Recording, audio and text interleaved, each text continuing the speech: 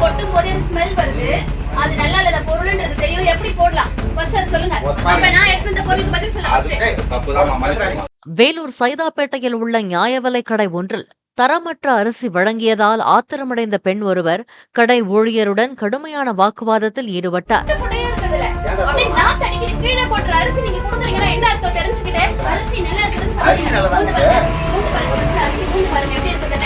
கொட்டும் போதே ஸ்மெல் வருது.